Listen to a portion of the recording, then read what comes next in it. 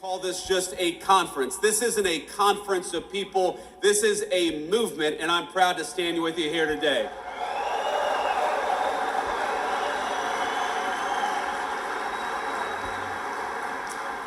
And I think this conference, this movement of people is where the future of cryptocurrency in this great country gets decided.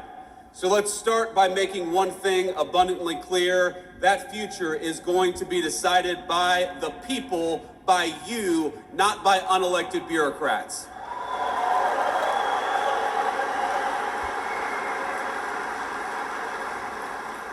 Now, as you all probably know, you've got a star-studded lineup here today, including several of my colleagues in the Trump administration.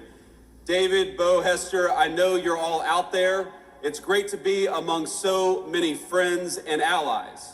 So I want to speak for just a few minutes about a few things, and I want to talk a little bit about what we've done in the Trump administration. I want to give you a rundown of what this administration is doing on digital assets policy, but I also want to talk about some of the principles that help guide us as we develop this policy. But before that, I want to speak about why I'm personally optimistic about crypto and what it means for the American people. Now, people ask me why I tend to be bullish on the future of innovation in this country. Now, I spent enough time in Silicon Valley to recognize the difference between good tech, technology that boosts our productivity, makes our lives richer, that grounds us in the real world and complements our day-to-day lives. That's the good technology, but there's also some bad technology out there. And when it comes to crypto, I think the last several years have made it clear that we're talking about genuine, ground-up innovation, one that's already improving the well-being of tens of millions of our fellow citizens. I believe it's 50 million Americans own Bitcoin, and I believe that's going to be 100 million before too long.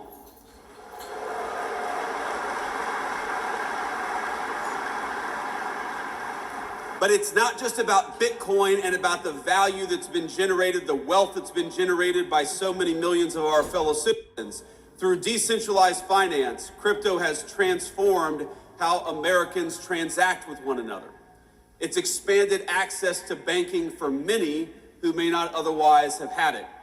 And every single day, I feel like I see some groundbreaking new use of blockchain tech, whether it's in supply chain management, whether it's in hospitals, or whether it's in changing how we track and store patients' private health records. But for each of these new forward-looking applications, I also feel like there's an incredibly value-conservative element to crypto technology, and that's as a hedge. Crypto is a hedge against bad policymaking from Washington, no matter what party's in control. It's a hedge against skyrocketing inflation, which has eroded the savings rate of Americans over the last 4 years.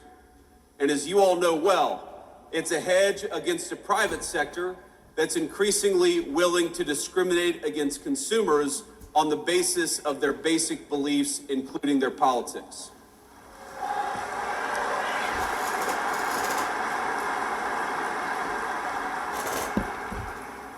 That includes, of course, debanking users for Second Amendment advocacy or for ties to the first Trump administration. In Canada, the government did the same to kill those big truck driver protests in 2022. Less than a week later, they succeeded. The protests were over. But maybe most importantly, I see crypto as a hedge against one of the most dangerous trends in the digital era in both the public and private sectors. And that's of elites who, rather than innovate themselves, prefer to simply take over and co-opt cutting-edge technologies to assert their control over other people.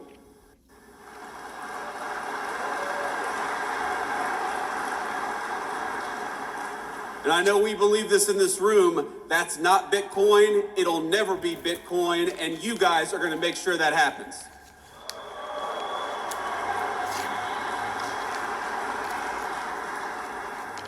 But as you know, there's a new sheriff in town because after 4 years of mistreatment and outright hostility led by Democrat regulators, lawmakers in this country have a choice. Will we lead our nation into a future of financial sovereignty, of innovation and of prosperity, or will we let unelected bureaucrats and foreign competitors write the rules for us?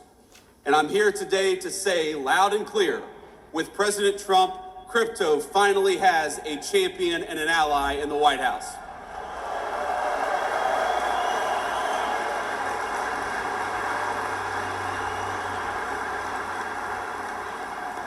In our administration, we understand the full potential of the digital assets industry, not just as an investment, not just as a flashy technology, but as a symbol and driver of personal liberty for all our citizens. And we are dedicated to seeing that promise fulfilled. The way that we see it, the people in this room are the digital pioneers of the American economy. And that's why our administration is doing something a little unusual in Washington. We're listening to all of you as you blaze the trail of innovation. The innovators in this room are making people's lives better. You're pushing boundaries and solving problems, injecting unprecedented transparency into how we do commerce. And the way we see it, you all deserve a similar level of transparency and clarity. And most of all, you deserve respect and support from your government, not bureaucrats trying to tear you down.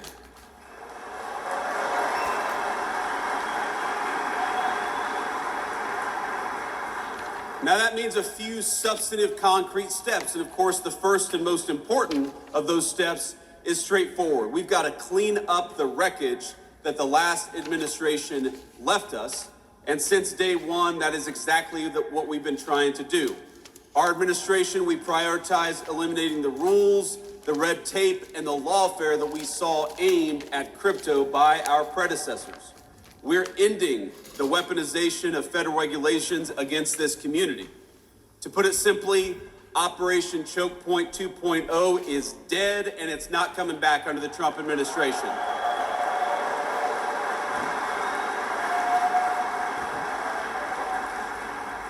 And by the way, it's crazy that was ever even controversial, the idea of using the regulatory power of the government to crush an industry and to crush people who espoused a view that you didn't like. It's crazy, but let my words today serve as Operation Choke Point. Let me serve as its obituary. Now this is my vow to every single person here. You will never see this administration trying to handicap your community or diminish the impact it's had on the economy. Instead, we reject the Biden administration's legacy of death by 1,000 enforcement actions. We reject regulators.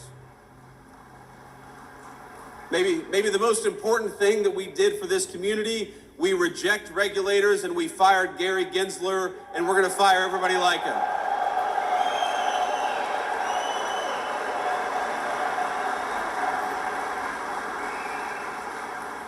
And we know that people like Gary Gensler, the game that they played is that under the pretense of consumer protection, they attacked every single effort to democratize our financial markets, and that is over. America. I grew up in a working class family. I believe that America is a place where anyone should be able to make a fortune, no matter where you grew up, what degree you may or may not have. And in recent years, I'm hard-pressed to think of a better place to do so than right here in the digital assets industry. Now, our second substantive step is we're trying to create a clear, pro-growth legal framework for stablecoins in this country. And I know we've got some solid allies in Congress. Is Cynthia Loomis out there today, or did she already go home? Well, you know, I was supposed to have dinner last night with Cynthia Loomis. We had a little event yesterday, and I looked around, I said, where the hell is Cynthia Loomis? And somebody said, well, she's got a dinner she had to go to. And I said, I'm the vice president. Unless she's having dinner with the president, Cynthia does not have an excuse to skip this event. But we love Cynthia, and I know that she's one of the great advocates for your industry in the United States Congress.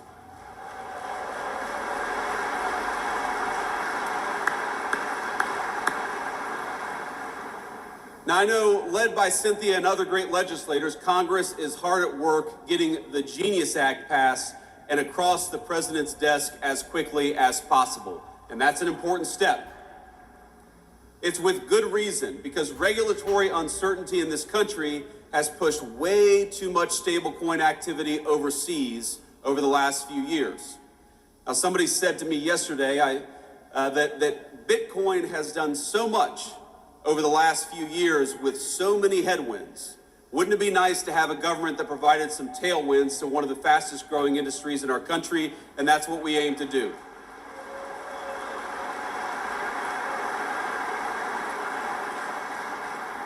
And once the Genius Act is enacted, it's poised to vastly expand the use of stable coins as a digital payment system for millions of our fellow Americans. It'll also protect coin holders and inject further transparency into the market. And let me be emphatic on one other point. In this administration, we do not think that stable coins threaten the integrity of the United States dollar. Quite the opposite.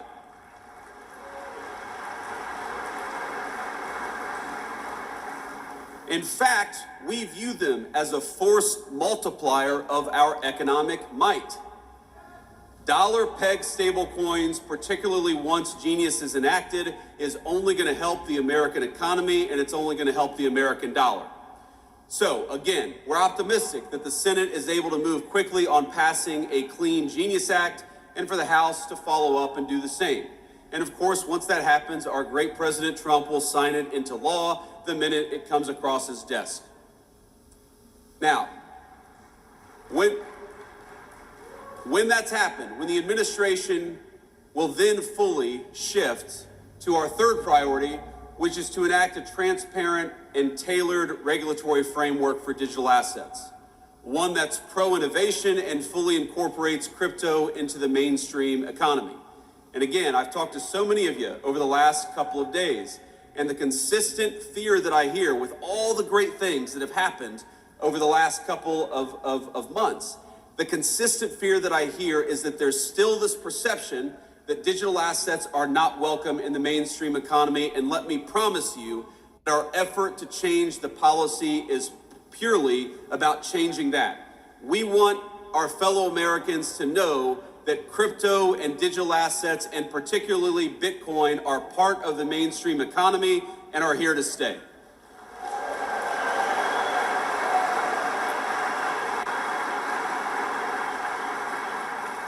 Now, we think the way to do that legislatively, because again, I hope that our party is in charge for a long time, but nothing is ever guaranteed in politics. So the best way to ensure that crypto is part of the mainstream economy is through a market structure bill that champions and doesn't restrict the extraordinary value that Bitcoin and other digital assets represent. Right now, in this Congress and with this administration, we have a once-in-a-generation opportunity to unleash innovation and use it to improve the lives of countless American citizens. But if we fail to create regulatory clarity now, we risk chasing this $3 trillion industry offshore in search of a friendlier jurisdiction, and President Trump is going to fight to make sure that does not happen.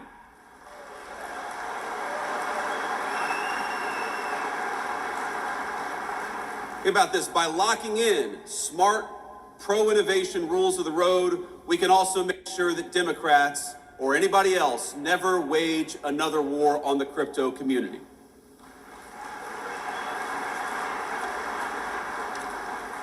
Now, I've already hit my time here, but before I head back to Washington, let me offer you just a few bits of advice and a few thoughts on where this industry is going. This is one politician's perspective, so take it for what it's worth. Maybe a little bit less than one Bitcoin right now. But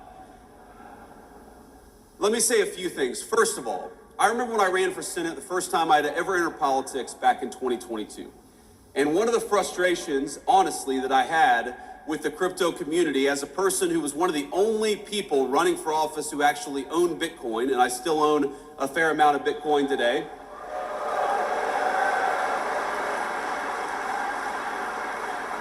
Think about this. This is during that campaign, that's 2021 and 2022. This feels like an eternity ago, but it was only 4 years ago, is that I recognized what so many advocates of Bitcoin recognize, which is what the Biden administration was doing. What Gary Gensler was doing was a disaster, and yet there didn't seem to be any real organization pushing back against it at the political level. And let me say that part of the reason that I'm standing here, part of the reason that Bernie Moreno defeated Sherrod Brown in the Senate campaign last year is because you guys got organized and got involved in American politics, and I'm grateful to you for that. But there's a lesson to take from that experience, which is that unless you guys get involved in politics, politics is going to ignore this industry. Now, you took a big step in 2024, and I tell you, every victory that we win, it's only a provisional victory. You know, one of my great mentors in Silicon Valley always told me that, Bitcoin, that the crypto community was about exit and artificial intelligence was about voice. Well, I know that a lot of people in 2024 in this community chose voice. You chose to speak up and you chose to get involved, and I believe you changed the direct trajectory of our country because of it. But you got to keep on choosing voice. Bitcoin, of course, people call it digital gold. But while Bitcoin is digital, none of you are. None of us are. What happens in the world of politics, what happens in the world of bureaucracy, it will affect even the most transformational and valuable technologies if we don't make the right decisions. So the first piece of advice, the first thing that I'd ask you is to take the momentum of your political involvement in 2024 and carry it forward to 2026 and beyond. Don't ignore politics, because I guarantee you, my friends, politics is not going to ignore this community, not now and not in the future.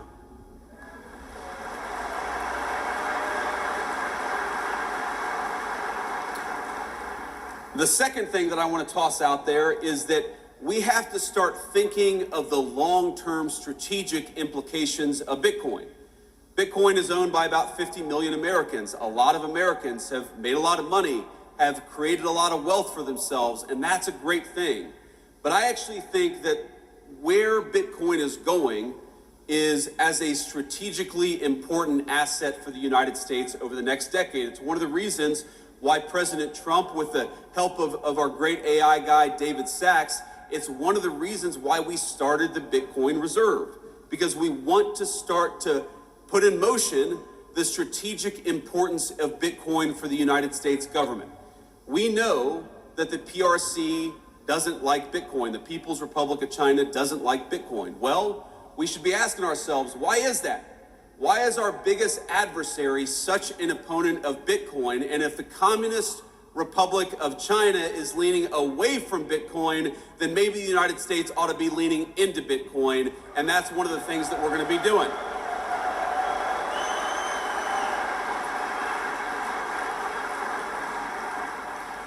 But that's not a vice president standing up here and talking at you. The way that Bitcoin is involved in the strategic future of our country, that's got to be a two-way conversation. And so when I talk about getting involved in politics, one of the things that you guys got to do is continue to give us feedback and continue to tell us the ways in which Bitcoin can play a positive role in the strategic future of this country. I know the Bitcoin Policy Institute is working on this very topic now, but all of you have got to be involved in this conversation, because I don't think any of us want to wake up in a country 10 years from now that is less wealthy and less prosperous because we made bad decisions today. We're going to make the right decisions, but that depends on you guys being part of the conversation. So be part of that conversation. And here's the third thought that I want to leave you with. One of the ways you hear this stated is that crypto is fundamentally a conservative or right-leaning technology, and artificial intelligence is fundamentally a left-leaning or a communist technology. Now, I think that overstates things a little bit in both directions, but there's a fundamental element of truth to it. Now, I haven't been involved in the day-to-day operations of a technology company in about 4 years since I entered politics for the very first time. But what I've noticed is that very smart right-wing people in tech tend to be attracted to Bitcoin and crypto, and very smart left-leaning people in tech tend to be more attracted to AI. Again, that's a gross generalization, it's an overstatement, but there's an element of truth to it. But what I'd ask you all is to remember that what happens in AI is very much going to affect, in good and bad ways, what happens to Bitcoin.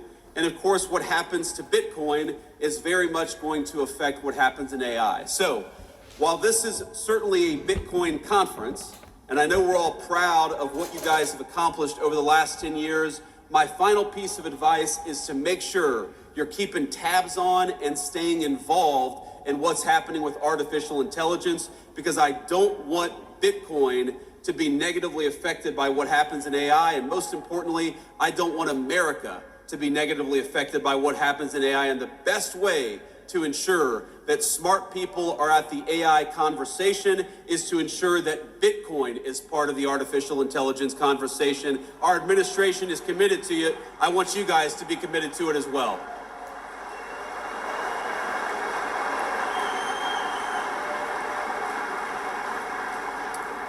I just want to say in the next few years in the Trump administration, we've accomplished a lot, but we have plans to continue to make big progress for this industry and for the American people who rely on it.